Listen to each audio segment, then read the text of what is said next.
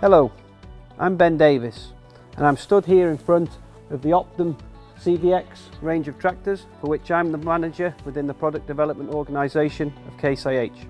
I'd now like to move to the workshop so that I can show you some of the key innovation features that have been integrated into this tractor range.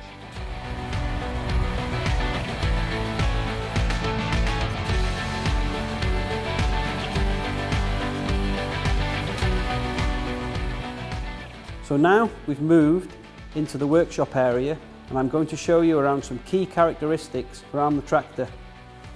Starting here with the front HPL, it has a very high lift capacity, 2 sets of hydraulic remote couplers, isobus and power sockets located at the front, which are ideal for the customer's requirements. The front HPL is very close to the front axle, so it has very good load carrying capacity. Moving to the front axle, the front axle has a twin ram front suspension and is a completely new design. And you can just see here the size of these hubs gives us a really high load carrying capacity. I've now moved to the engine area where I'd like to show you the variable pitch fan and the electric air brake compressor clutch, which have been added to this vehicle to improve the overall efficiency. The engine has a variable geometry turbo which improves the engine's transient response and increases its performance. The fuel tank, as you can see here, has been sculpted to provide us with the best turning circle available and has a 630 litre fuel tank capacity. I'd now like to move to the factory so that we can take a closer look at the driveline.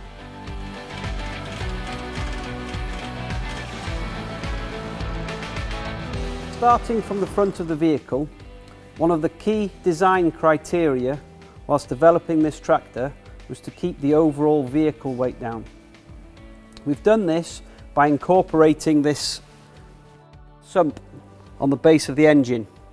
This sump basically carries the load from the front axle and the front linkage directly through and into the driveline area.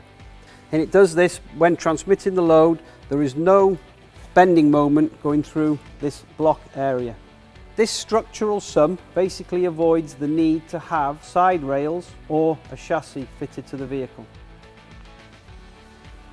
Moving to the rear axle area, I'd like to cover some key points. Starting here, we have the hydraulic sump. This allows us to have a high hydraulic oil capacity but keeps the oil level within the transmission low, which increases our driveline efficiency. I then move to the final drives, which allows us to take the big tyres that we offer on this tractor and also allows us to have a high rear axle load. And moving finally to the hydraulics area, this rear 3-point linkage allows us to lift very large implements on this vehicle.